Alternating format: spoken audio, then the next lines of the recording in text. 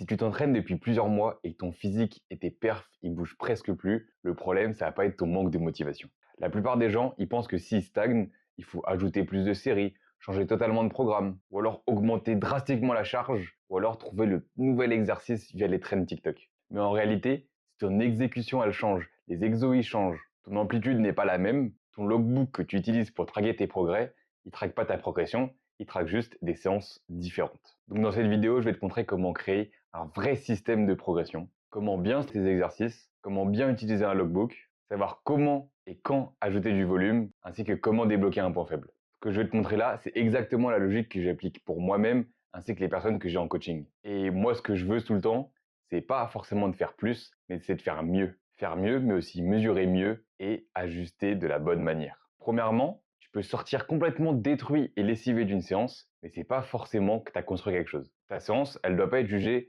à la congestion que tu as eue, le taux de fatigue que tu as après ta séance, comment tu as transpiré, à quel point ton cœur était élevé, ni les courbatures que tu auras après cette séance. Ton vrai objectif, c'est de créer un stimulus qui peut être mesuré, répété et surtout amélioré. Si tu fais un rowing sur ta première semaine, que tu prends tout dans le dos, c'est parfait.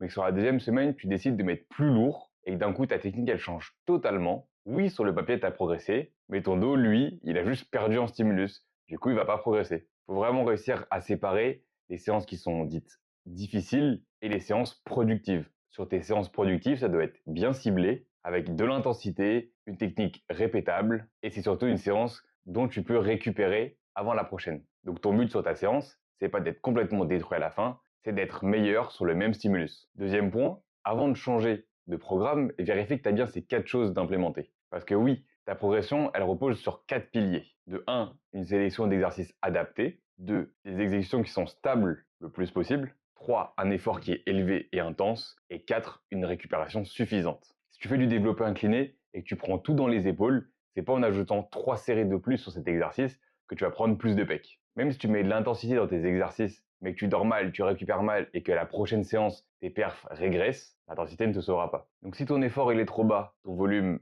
va peut-être pas être le bon. Si ton exécution est pas bonne, ton logbook il sert à rien, parce que les données ne sont pas les bonnes. Si tu fais un mauvais choix d'exercice pour toi, bah tu vas pas cibler les bons muscles, donc ils ne progresseront pas.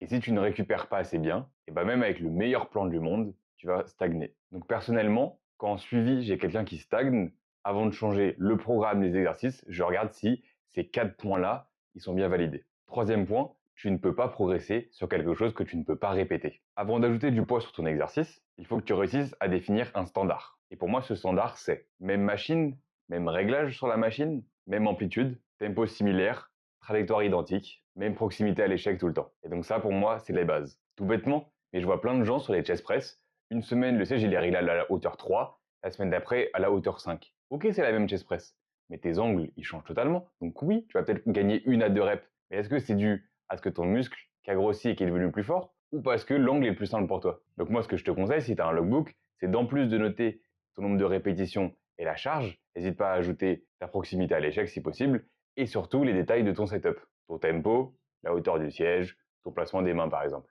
En fait, ton logbook, il devient vraiment utile le jour où toutes tes séries, elles sont comparables. Parce que pour progresser, il faut pouvoir comparer. Mais si tu compares deux choses qui ne sont plus les mêmes, tu ne peux pas te dire si tu as progressé ou non. Quatrième point, le logbook, c'est vraiment mon outil favori. Il est incroyable, mais il ne doit pas servir à nourrir ton ego. Il faut bien que tu prennes en compte que le logbook, il ne te force pas à augmenter la charge à chaque fois. Il sert juste à suivre certaines mesures. Donc la charge, le nombre de reps, tes reps en réserve, la qualité de ta technique, etc. Donc si par exemple à ta leg press tu fais 100 x 10 la première semaine et 100 x 12 la seconde semaine, mais que tu as réduit l'amplitude pour réussir à avoir cette performance, sur le logbook tu as progressé, tes quads, eux non. Et donc du coup on en revient au point que je disais juste avant. Utilise seulement ton logbook pour suivre et non pas pour te forcer à augmenter. Cinquième point, si actuellement tu stagnes et que tu n'arrives pas à progresser, augmenter ton volume n'est pas forcément la solution, n'est même presque jamais la solution. Parce que tes séries sont peut-être juste trop loin de l'échec, ton exécution elle est instable, ton mouvement n'est pas assez stable, donc tu passes plus de temps et d'énergie à essayer de stabiliser plutôt qu'à recruter les bonnes fibres. Tu fais des exercices différents mais qui travaillent exactement la même chose, donc aucune variation au final, et tu récupères mal. Comme je le disais tout à l'heure, si tu fais du développé couché et que tu prends tout dans les épaules, c'est pas en ajoutant plus de développé couché que tu auras plus de pecs, enfin, juste plus d'épaules au final. Donc ce que je te conseille, c'est avant d'ajouter du volume sur tes séries, Pose-toi ces questions. Est-ce que je suis assez proche de l'échec? Est-ce que mon amplitude est stable? Est-ce que je cible le bon muscle? Est-ce que je récupère bien? Est-ce que mes performances montent? Et est-ce que j'ai des douleurs sur les mouvements que je fais? Donc le volume, c'est un peu une dose. Trop peu, ça stimule pas. Trop, ça te fatigue. Le but, c'est de trouver la bonne dose pour toi dans tes conditions actuelles. Et tout ça, c'est exactement ce que j'applique dans mes coachings. Mon but, c'est pas juste de donner une liste d'exercices à faire. C'est aussi savoir quelles données mesurer, savoir quoi corriger, quand augmenter le volume ou quand le réduire, et que tout soit fait dans une logique globale vers les objectifs. Sixième point, changer tout le temps de programme, ça va peut-être te donner l'impression de progresser, mais au final, à chaque fois, tu repars juste presque de zéro. Quand tu fais un exercice longtemps, tu deviens meilleur avec le temps. Pourquoi? Tu arrives mieux à te placer, tu arrives mieux à forcer sur cet exercice, tu ressens mieux ton muscle, tu as un meilleur contrôle de l'amplitude et tu sais exactement comment progresser dessus. Si tu changes le style de rowing que tu fais toutes les semaines, une fois en unilatéral, une fois à la barre, une fois à la machine, oui, ça reste ton dos qui va venir travailler. Mais c'est beaucoup de temps à apprendre les nouvelles trajectoires. Donc ce que je te conseille, c'est de garder au moins chaque exercice 6 à 8 semaines pour être sûr d'avoir une bonne progression et d'être bien adapté dessus. Donc oui, la variété, ça peut être utile, mais c'est surtout la répétition qui va construire du muscle. Maintenant, si tu veux appliquer tout ça et arrêter de stagner, voici une méthode simple sur 5 semaines. Ton but, ça va être d'améliorer un retard sans tomber dans le piège, je rajoute juste plus de volume. Pendant 1 à 2 semaines, ton but, ça va pas être de battre des nouveaux records, ça va être de mettre en place des standards sur tous tes exercices pour être sûr d'avoir une progression ensuite. Donc ce que je te conseille de faire, ça va être de filmer bien tous tes mouvements pour vérifier ce que tu fais, de noter ton logbook sur les performances, de regarder le setup, comment il est fait et de le reproduire à chaque fois. Tu peux aussi étudier ton programme pour enlever les exercices qui sont trop redondants. Ensuite, sur les semaines 3 à 4, c'est là où tu vas essayer de progresser à fond. Mais bien sûr, tu fais en sorte de bien appliquer tout ce qu'on a dit avant pour vraiment valider ta progression. Et une fois ça a passé, semaine 5 voire 6, c'est là où tu peux te poser les questions. Donc tu ne fais pas un changement au hasard, tu vas regarder les données que tu as collectées. Si tu progresses et que tu récupères bien, tu ne changes rien. Si tu progresses un peu, mais que tu sens que tu récupères mal et que ça pourrait casser d'ici quelques semaines, tu réduis ton volume. Si tu progresses pas ou mal et que ta technique n'est pas la bonne, tu reviens semaine 1 et tu réappliques des standards.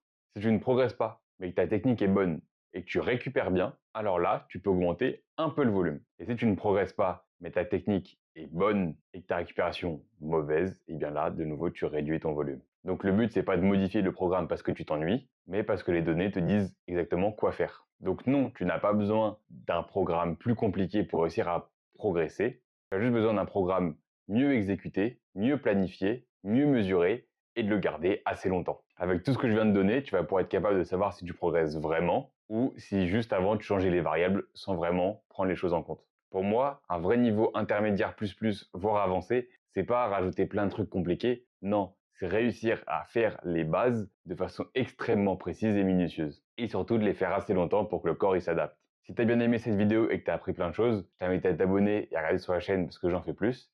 Et si malgré tout ce que je t'ai dit, tu penses que tu as encore du mal à progresser, n'hésite pas à venir m'envoyer un message pour qu'on discute de ton cas.